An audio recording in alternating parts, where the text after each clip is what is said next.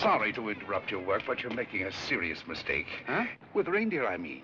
You're putting Prancer where Dasher should be. And Blitzen should always be on my right-hand side. He should, huh? Yes, and another thing. Donna's antlers have 4 points instead of 3. But I don't suppose anyone would notice that except me. No, I don't suppose so. Say, who are you? My name is Kringle. Kris Kringle. Well, glad I could be of help. Goodbye.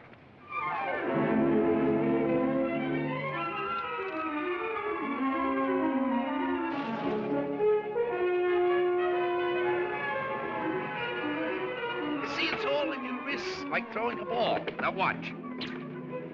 See? Mrs. Walker, that new Santa Claus you hired is wonderful. Where'd you find him? We answered the ad along with 100 others. He is good, isn't he? Well, the parade's ready to start. You coming? I'm going home and getting a hot tub. I may just stay there until next Thanksgiving. But you've worked so hard on the parade. If I want to, I can see it from the roof of my apartment. Bye.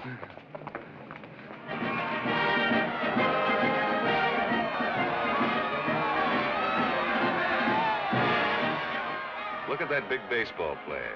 He was a clown last year. They just painted him different. My mother told me. She manages the parade. Wow, he's really a giant, isn't he? Really, Mr. Gailey. And you a lawyer. There are no such things as giants. Well, maybe not now, Susan, but in olden times, like the giant Jack killed in the fairy tale. Oh, one of those. I don't know any fairy tales. You mean your mother or father never read you any? My mother thinks they're silly, and I never met my father. You see, my mother and father were divorced when I was a baby. Well, that baseball player sure looks like a giant to me. Come in. Hello. My housekeeper told me Susan was here. I'm her mother. Yes, Susie's told me quite a bit about you. Oh, she's told me quite a bit about you, too. A man in the front apartment. Hi, dear. Parade's much better than last year. Good. Hope Mr. Macy agrees with you. Would you like a cup of coffee? Oh, don't bother. No bother. It's ready. I want to thank you for being so kind to Susan. All part of the plot. Surest way to meet the mother is to be nice to the child. What a horrible trick. Susan tells me you don't approve of fairy tales. I don't. I think we should be realistic and completely truthful with our children. Not let them grow up believing in a lot of myths and legends. Like Santa Claus, for example. I see. The parade's over, Mother. The acrobats were good. Those prices, they should be. Mother, I was thinking, we've got such a big turkey for dinner, and there are only 2 of us. Couldn't we invite Mr. Gailey? Couldn't we? Oh, dear. Oh, please don't bother. I'll just get a sandwich or something. It's an awful big turkey. Oh, it's not that, dear, but I'm sure Mr. Gailey has other plans. No, he hasn't. Have you? Well, as a matter of fact, to be truthful and completely realistic with the child, I must say I haven't. Please, Mother, please. Didn't I ask her all right, Mr. Gailey? Well, that all depends. Dinner's at 3 o'clock. Susan, you asked just right.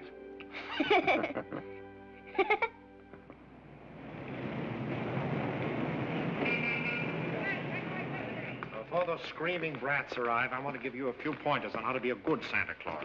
Go ahead. Now, here's a list of toys we have to push. You know, things we've overstocked. You'll find that a great many children are undecided as to what they want for Christmas. When this occurs, you immediately suggest one of these items. You understand? I certainly do. All right, here they come. You get up there and go to work and memorize that list. And remember, be jolly. You're working for Macy's. Imagine that. Making a child take something he doesn't want just because he bought too many of the wrong toys. That's what I've been fighting against for years. And what's that, Pop? Praying to commercialize Christmas. And a Merry Christmas to you. Now then, what's your name, little boy? Peter. And what do you want for Christmas, Peter? I want a fire engine just like the big ones, only smaller. It's got real hoses and squirts real water. I won't do it in the house, only in the backyard, I promise. Now, Peter, I see you're a very good boy. So you'll get your fire engine. You see, I told you to get me one. Yes, dear. Well, look, you wait right over there. Mommy wants to thank Santa, too. What are do you mean by saying a thing like that? I've been all over town trying to find that kind of a fire engine. Macy doesn't have one. Nobody's got one. But you can get those fire engines at the Acme Toy Company on West 46th Street. Only $4.50. Wonderful bargain. Oh, I follow the toy market pretty closely. Macy's sending other people to other stores? Well, the important thing is to keep the children happy. Whether Macy's or somebody else sell the toy, that doesn't matter, does it? Don't you feel that way? Me? Sure, but I didn't think Macy's did. I don't get it. I just don't get it. Oh, yes, we have skates. Nice, shiny skates, and they're very good indeed. But I don't think they're the kind of skates you want. Now, they have really wonderful skates at Gimbel's. Gimbel's? The sales lady said I was to speak to you. You're the head of the toy department. Yes, ma'am, yeah. Well, look, I want to congratulate you on Macy's and this new stunt you're doing, sending people to other stores. To think that a big store like this puts the spirit of Christmas before the commercial. I haven't done much shopping here before, but from now on, I'm a regular Macy customer. Gimbel's? And when you come to see me at Macy's, I shall tell you all about the wonderful toys.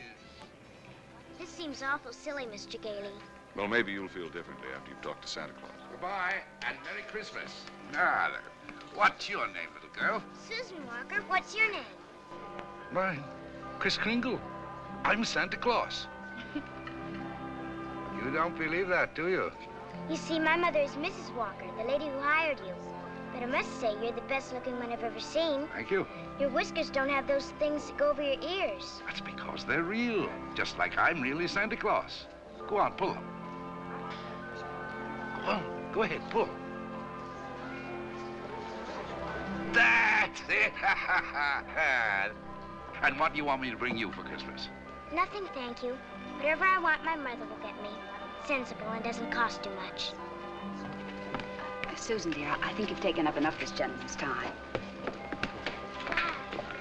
Your maid had to go home. Her mother sprained her ankle. She asked me to bring Susan down here for you. Yes, she phoned. I thought as long as we were here, we might as well talk to Santa Claus. He's a nice old man, Mother. And his whiskers are real, too. Yes, dear. A lot of old men have real whiskers like that. Susan, if you'd like to go over and look at the dolls, I'll be with you in just a minute. I want to talk to Mr. Gailey. I didn't think there was any harm in saying hello to the old gent. I'm sorry. Well, I think there is harm. I tell her Santa Claus is a myth, and you bring her down here to meet a very convincing old gentleman with real whiskers. What's wrong with that? By filling her full of fairy tales, she'll grow up to believe life is a fantasy instead of a reality. She'll keep waiting for Prince Charming to come along, and when he does, he'll be a... We were talking about Susie, not you. Whether you agree with me or not, I'll have to ask you to respect my wishes.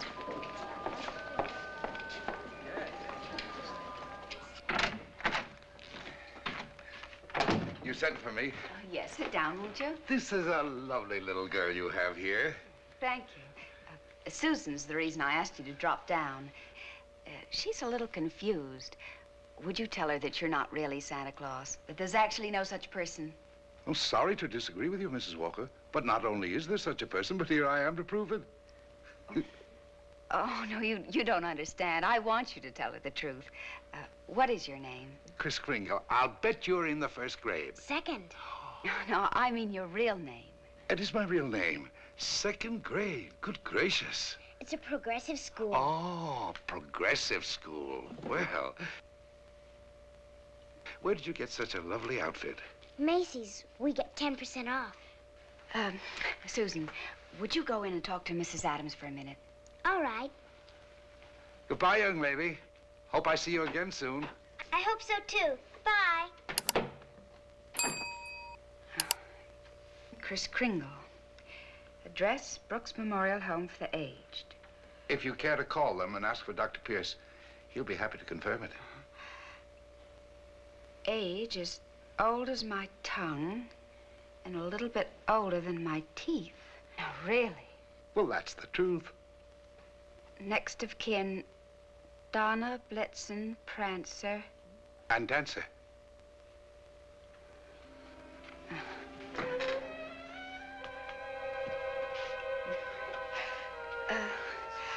I'm sorry, Mr. Kringle. Yes, well, I'm afraid we're going to have to make a change. You see, the Santa Claus we had last year is back in town, and, well, I feel I owe it to him to, Have I done something wrong? No. Excuse me. Yes? Mr. Macy wants to see you immediately, Mrs. Walker. Oh, yes, right away. You'll have to excuse me.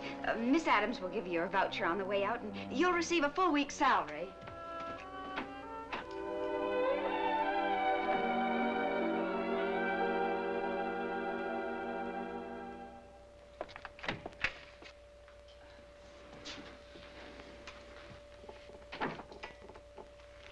Now, about that new sales policy that you two seem to have initiated.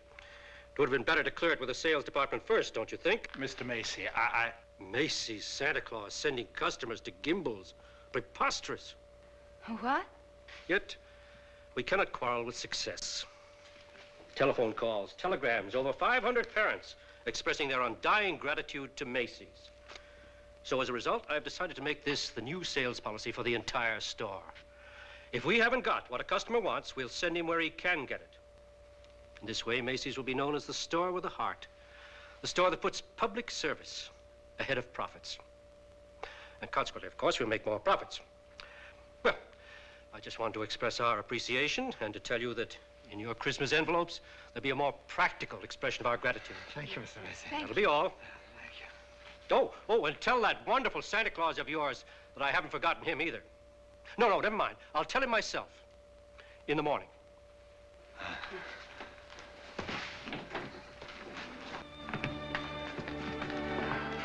Imagine, a bonus. I fired him. Who? Santa Claus? No. He's crazy. He thinks he is Santa Claus. Well, I don't care if he thinks he's the Easter Bunny. You better get him back. Oh, it's too great a risk. He might have a fit or something. I tell you, the man's insane. Maybe just a little bit insane. Mr. Sawyer. What? We'll get Sawyer to examine him. He's a psychologist. That's what he's being paid for, to examine the employees. Can't get him back. He's already gone. Well, then you better scoot out from him and get him, because if you don't, we're going to have a very unmerry Christmas. Oh, Mr. Kringle! Mr. Kringle! I'm afraid I acted rather hastily and perhaps unfairly. This other Santa Claus, well, Mr. Macy has found something else for him to do, and, well, we want you to stay on. Well, this is mighty good news. You see, Mrs. Walter, for 50 years or so, I've been more and more worried about Christmas. Christmas is not just a day, it's a frame of mind, and that's what they've been changing. Well, I'm glad you're taking me back. Maybe I can do something about it. And I'm glad I met you and your daughter. You're my test case. We are? Yes, in a way, you're the whole thing in miniature. And if I win you over, well, there's still hope. If not, I guess I'm through. But I'll try, and I'm warning you, I don't give up easily. Oh, well, Mr. Kringle, first thing in the morning, would you report to Mr. Sawyer's office for a little examination? Mental examination? Well, partly, yes. Oh, I don't mind. I've taken dozens. Haven't failed one yet. Yeah. How many days in the week? 7. How many fingers do you see? 4. Muscular coordination? Perfect. Who was vice president under James Monroe? Daniel D. Tompkins. I'll bet your Mr. Sawyer doesn't know that one.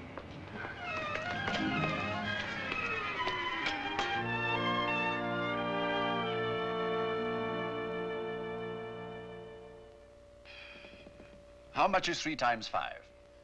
You asked me that before. I'm conducting this examination. How much is 3 times 5? Same as it was before. 15. You're rather nervous, aren't you, Mr. Sawyer? Do you get enough sleep? My personal habits are of no concern to you. Oh, I'm sorry. It's just that I hate to see anyone all tied up. How many fingers do you see? 3. You bite your nails, too?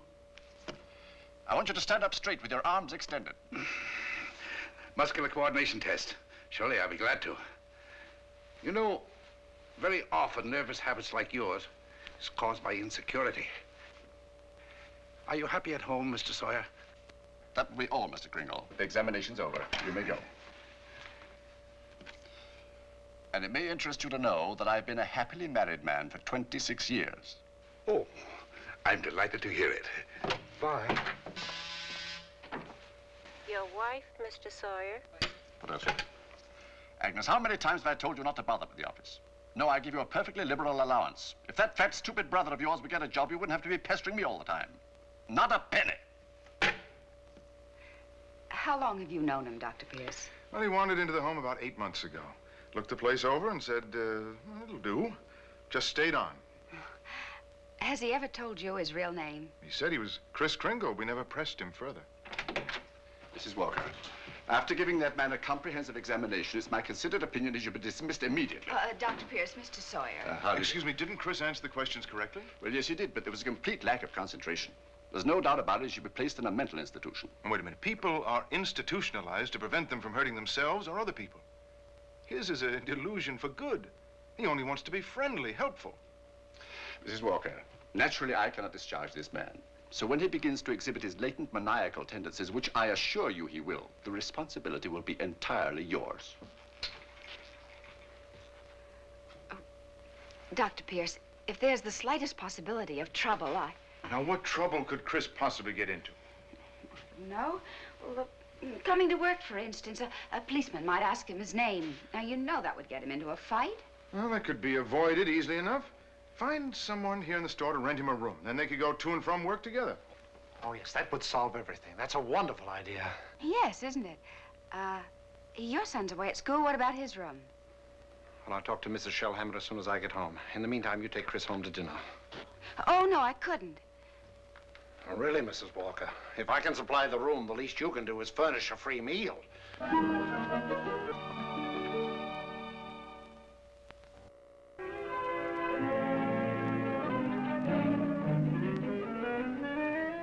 What sort of games do you play, Susan? I don't play much with the children. They play silly games. They do? Like today, they were playing zoo, and all of the children were animals. Homer was supposed to be the zookeeper. He said, "What kind of an animal are you?" I said, "I'm not an animal. I'm a girl." He said, "Only animals allowed here. Bye." Oh, that's too bad. Sounds like a wonderful game to me. Of course, to play it right, you've got to have imagination. Do you know what imagination is? That's when you see something and it's really not there. Well, yes, but I believe imagination's a place by itself. Yeah, you know, like, well, you know the British nation and the French nation. Well, this is imagination. Say, how would you like to make snowballs in the summertime? Or drive a bus down Fifth Avenue, Or be the Statue of Liberty in the morning, and in the afternoon, a flock of geese flying south? Well, the first place, you'd have to learn to pretend. That's imagination. Now, the next time they play zoo, you tell Homer you're a monkey. But I don't know how to be a monkey. I'll show you. Now, stand up. First, you bend way over. That's it. Keep your arms loose. Now, then you scratch. On the contrary, the firm of Hazlitt, Sherman, and Hazlitt has been very good to me. But being an exceptional lawyer, I want to open my own office. Naturally. We're having our first lesson in pretending, and we're doing pretty well, too. She'll be having nightmares for weeks. But you'll be having a lot of fun in the daytime. Hello? Oh, Mr. Shellhammer, that's fine. The Shellhammers have a room for you. That's very kind of them, but I've accepted Mr. Gailey's offer to stay with him. Mr. Gailey? I'll get the meat. Oh, thank you, Mr. Shellhammer, but it seems he's made other arrangements. Yes, well, goodbye. Well, here we are. Steaks. No, it's venison. A friend of mine at the office gave it to me. What's venison? Oh, deer meat. If you don't like it, I have eggs for you. Could I have eggs, too? Venison, you know, I couldn't. Oh, I forgot. Well, there must be something you want for Christmas. Something that even your mother doesn't know about. Why don't you give me a chance? All right. Good. That's what I want for Christmas. A doll's house like this? No, a real house. A real house? If you're really Santa Claus, you can get it for me. And if you can't, just a nice man with a white beard like Mother says. Well, just because every child doesn't get his wish, that doesn't mean there isn't a Santa Claus. That's what I thought you'd say. But what could you possibly want with a house like this? Live in it with my mother. But you have this lovely apartment. But I want a backyard and a swing and... She can't get it, huh? I didn't say that. Well, that's a tall order, but I'll do the best I can. May I keep this? Mm-hmm. Good night, Susan. Good night.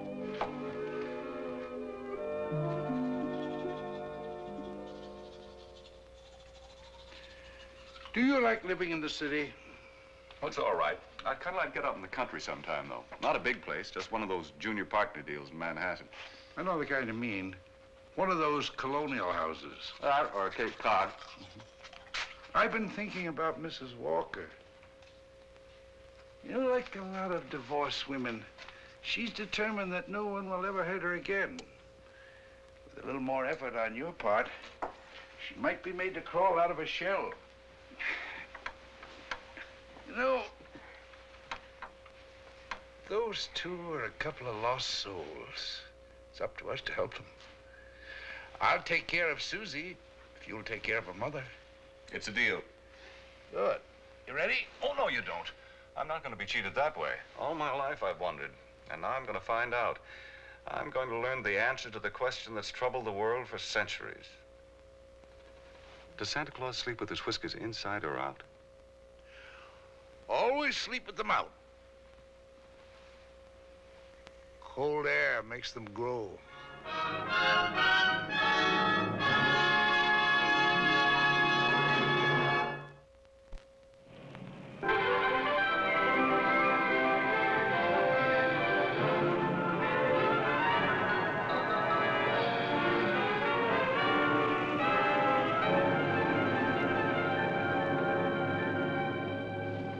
This is one event I never expected to see. Two can play at this game, Mr. Macy. If Gimbel's haven't got what the customer wants, we'll send him over to Macy's. It'll be a pleasure, Mr. Gimble. And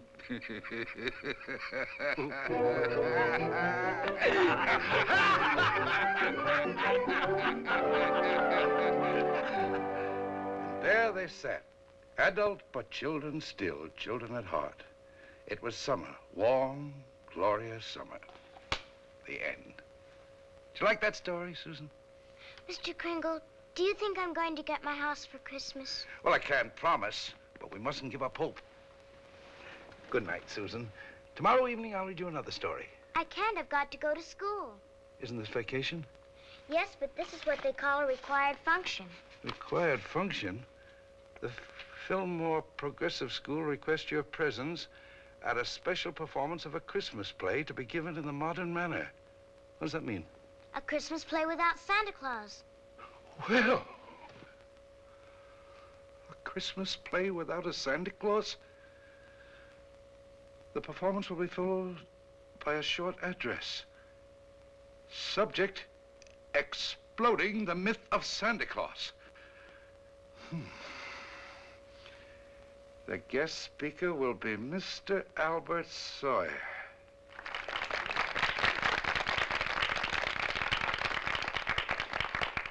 I'm very happy you enjoyed our little play. And now it gives me great pleasure to introduce our old friend, Mr. Albert Sawyer.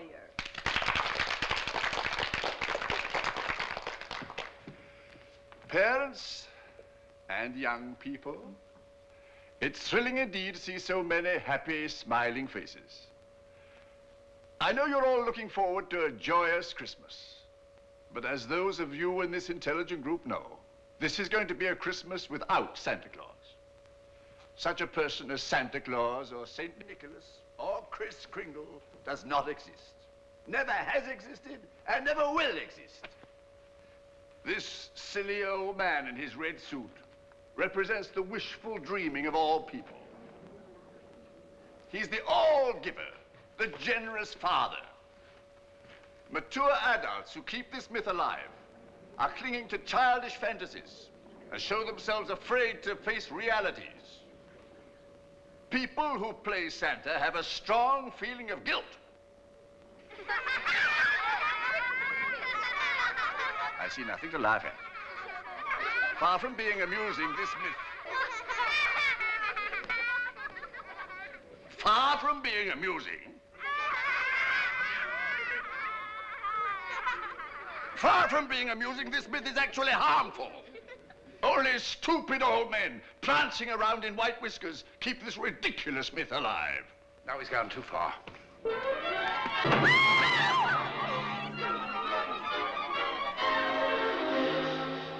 He became violent because I attacked his delusions, and he'll do it again. Well, if you ask me, I think we ought to get an outside psychiatrist to examine him. Then you better do it right away before Mr. Macy hears about it. Oh, that's right. You explain it to Mr. Kringle. After all, you're his friend. Oh, no, I can't. Well, I've grown very fond of him, and this is going to hurt him deeply. I just can't. All right, what can we do? I think I have it. You tell Kringle Mrs. Walker wants him to leave at once in order to have some publicity pictures taken with the mayor. I'll have a car waiting outside, and once we get him in the car, we'll drive him straight off to Bellevue Hospital.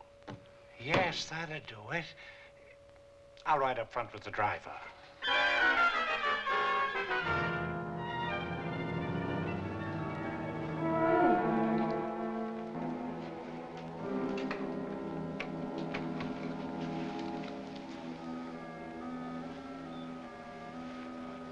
Hello, Kris. Hello, Fred. You flunked that psychiatrist examination deliberately, didn't you? Why? I had great hopes, Fred. I had a feeling that Mrs. Walker was beginning to believe in me. Now I know she was only humoring me all the time. Mrs. Walker didn't know anything about taking pictures with the mayor. That was Mr. Sawyer's idea. It isn't just Mrs. Walker. Take Sawyer. Contemptible, deceitful, dishonest. But he's out there, and I'm here. If that's normal, I don't want it. But you can't just think of yourself. What happens to you matters to a lot of people. People like me who believe in you and what you stand for. People like, well, like Susie, who are just beginning to. Kris, you can't let them down. You're right. Let's get out of here. Now, wait a minute. You flunked that examination, but good. Yes. I said our first president was Calvin Coolidge. Oh, but you can fix that. You'll think of something. Now, take it easy. A judge is going to be asked to sign papers committing you to a mental institution. The only chance would be to prove you legally sane at a public hearing. Good. I can think of nothing better. Don't you see? That will settle the question once and for all.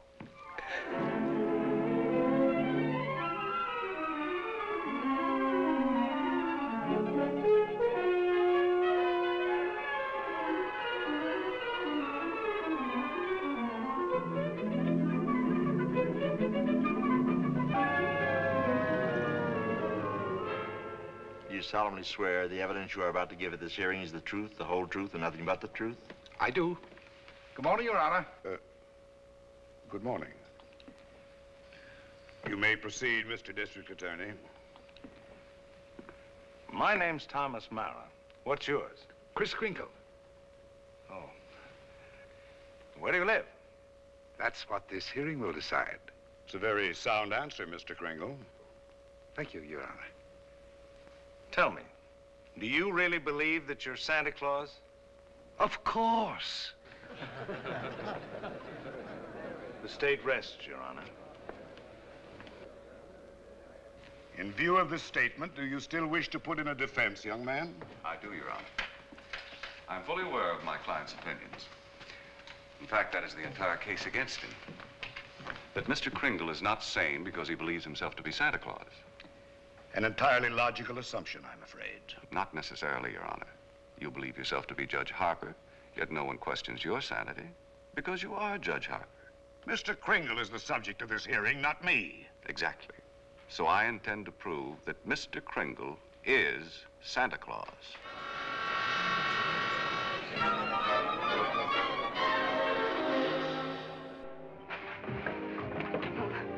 What does Mr. Hayslip, Sherman, and Hayslip say about the trial? That I was jeopardizing the dignity of the firm, that I either dropped the case or they dropped me. So, leaving me no choice, I quit.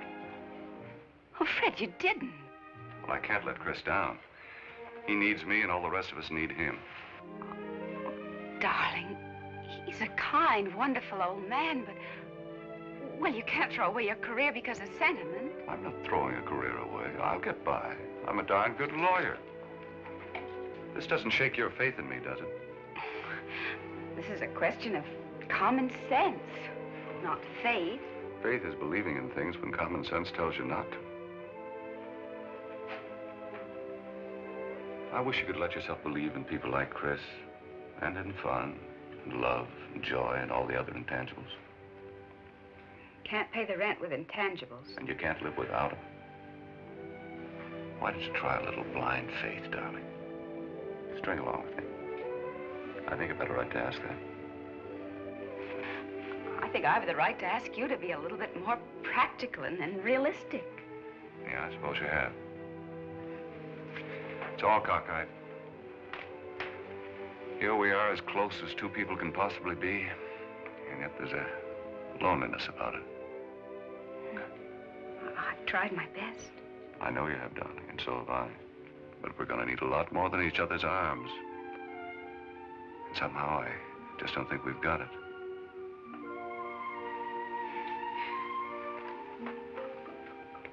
Funny.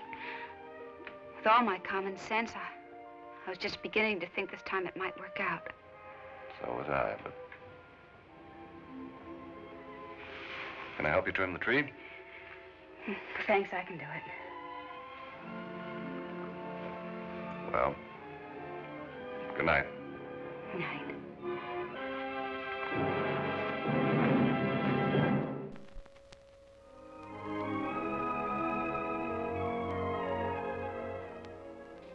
Your name, sir? R.H. Macy. Do you recognize this man? Yes, he's an employee of mine, Kris Kringle. Do you believe him to be of sound mind? I certainly do. Mr. Macy, you're under oath. Do you really believe that this man is Santa Claus?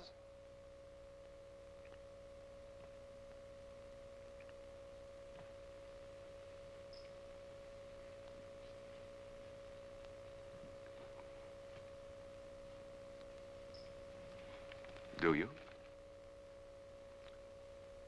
I do. That is all.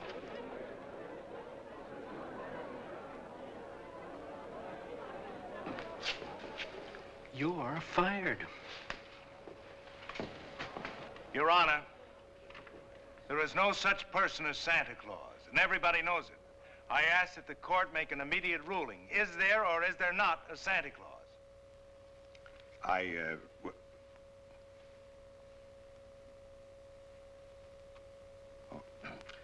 This court will take a short recess to consider the matter.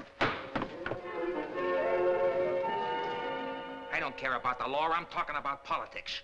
You go back in there and rule that there's no Santa Claus, we won't be even able to put you in the primaries. Oh, Charlie. I'm a responsible judge. How can I seriously rule that there is a Santa Claus? All right, go back in there and rule there isn't. The kids read about it, so they don't hang up their stockings. So what happens to all the toys that are supposed to be in them stockings? Nobody buys them. Oh, the toy manufacturers are gonna love that. What about the Christmas card makers, the candy companies? Oh, boy, are you gonna be a popular guy. And what about the Salvation Army? They got a Santa Claus on every corner. Henry, I'm telling you, if you go back in there and rule that there's no Santa Claus, you can count on getting just 2 votes. Your own and that district attorney's out there.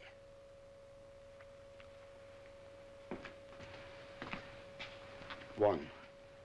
District Attorney's Republican. The court will rise.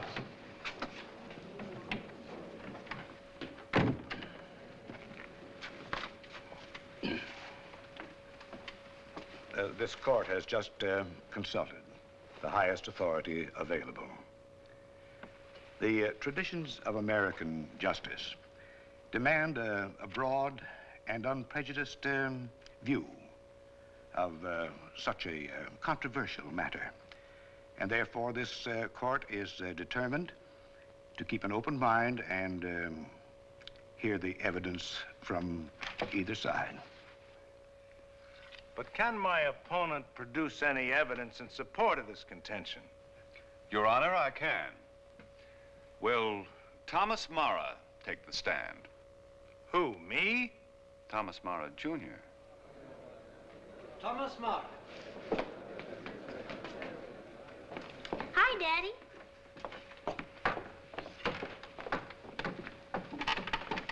Tommy, you know the difference between telling the truth and telling a lie, don't you? Everybody knows you shouldn't tell a lie, especially in court. Do you believe in Santa Claus? Sure I do. And what does he look like? There he is, sitting over there. I object, Your Honor. Overruled. Tommy, why are you so sure there's a Santa Claus? Because Daddy told me so. Didn't you, Daddy? And you believe your daddy, don't you? Sure I do. Daddy wouldn't tell me anything that wasn't so. Would you, Daddy? Thank you, Tommy. Bye, Daddy.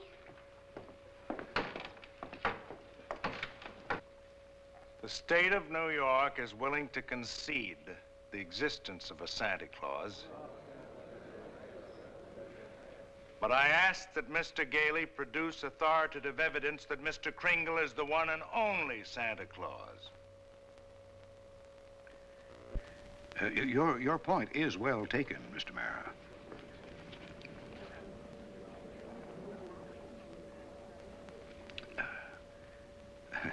Mr. Gailey, are you ready to show that that Mr. Kringle is Santa Claus on the basis of competent authority? Not at this time, Your Honor. I ask for an adjournment until this time tomorrow. This court stands adjourned till 3 o'clock tomorrow afternoon. Bath's all ready. What are you doing?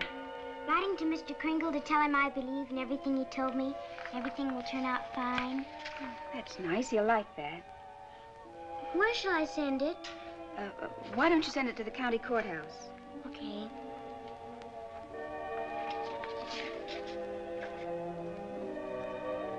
What did you write, Mother?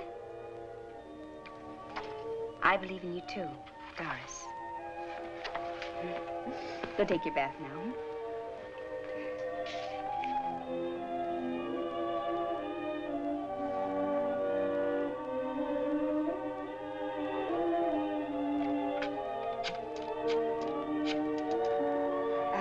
Could you give me the number of the main post office, please? Hello, dead letter office. Are you kidding? We got maybe a couple of 100,000. Yes, ma'am, we sure would. Hey, lady, that's not a bad idea. Thank you.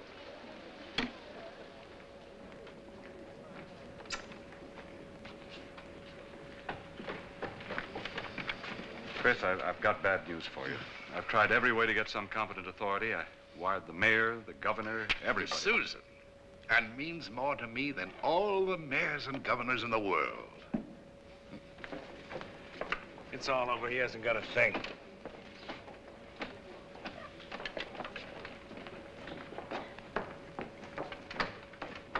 Your Honor, the defense has yet to produce one bit of authoritative proof that this man is really Santa Claus. And in view of the fact that it is Christmas Eve and we're all anxious to get to our homes, I ask that these commitment papers be signed without further delay. Mr. Gailey, have you anything further to offer? I should like to submit the following evidence, Your Honor. It concerns an official agency of the United States government. The Post Office Department, one of the world's largest business concerns, did a gross business last year of $1,112,877,174. Your Honor, I'm sure they're all deeply gratified to know that the Post Office Department is doing nicely, but it hardly has any bearing on this case. Furthermore, the U.S. postal laws make it a criminal offense to willfully misdirect mail or intentionally deliver it to the wrong party. Yeah, Your Honor, I'm sure that the state of New York is willing to admit that the Post Office Department is authoritative, prosperous, and efficient. For the record? For the record. Anything to get on with this case. Then, Your Honor, I offer these letters in evidence.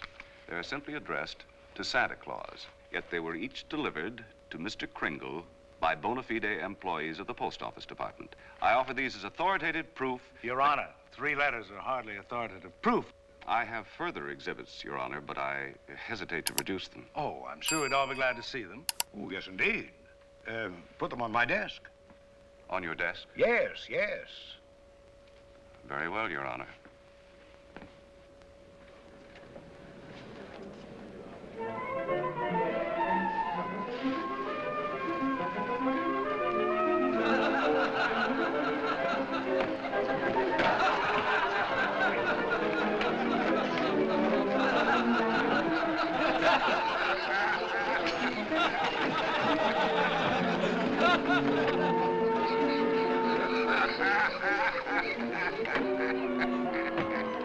Your Honor, every one of these letters is addressed to Santa Claus, and the post office has delivered them to my client. Therefore, the United States government recognizes this man, Kris Kringle, as Santa Claus. If the United States of America believes this man is Santa Claus, then this court will not dispute it. Case dismissed. Thanks, Your Honor, and a Merry Christmas to you. And a Merry Christmas to you, Mr. Kringle. Oh, I got your note. It made me very happy. Oh, I'm glad. Kris, won't you come to dinner tonight? Tonight? No, I'm working tonight. You see, it's Christmas Eve. Merry Christmas!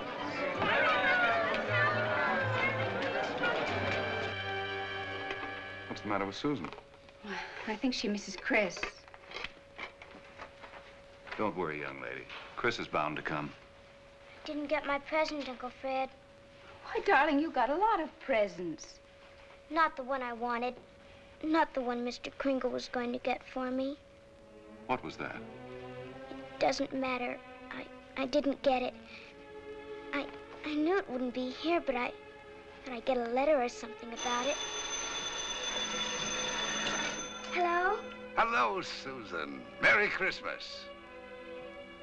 Well, it wasn't really a promise. I said I'd do my best. You couldn't get it because you're not Santa Claus, that's why. Just a nice man with white whiskers like my mother says. And I shouldn't have believed you. Susan. Merry Christmas, Kris. I'm sorry Susan is disappointed in me. Oh, she'll be all right. Here's Fred. Merry Christmas. Where are you? Out at the home. Fred, we're giving a little party this afternoon. Will you bring Mrs. Walker and Susan out to help us celebrate? Of course I will. Now, you turn off the parkway at Seymour. Drive 3 blocks, then turn onto Ashley Drive. You'll see it on the right. Got it. Bye. Susan, I was wrong when I told you not to believe in Mr. Kringle. You must have faith in him. But he didn't get me that. That doesn't make sense, Mother. Faith is believing in things even when common sense tells you not to. I mean, even though things don't work out the way you want them to the first time, you still gotta believe in people. I'll try.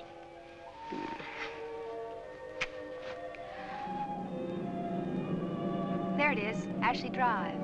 I do believe. I do believe. I do. Stop, Uncle Fred, stop!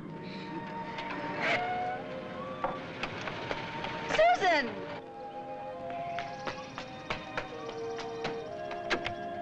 Susan!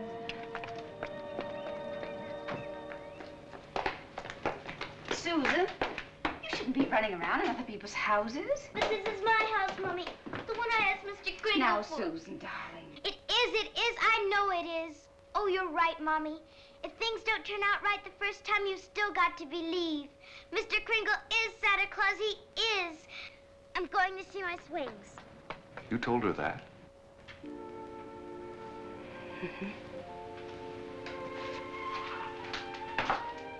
The house seems to be for sale. We can't let it down. Oh, Fred. Darling, I always believed in you. It's just my ridiculous common sense. Well, it even makes sense to believe in me now. I take a little old man and legally prove that he's Santa Claus. Now, you know.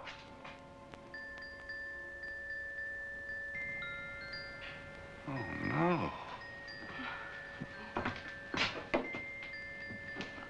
Wait, it must have been left by one of the tenants. Maybe. Maybe I didn't do such a remarkable thing after all.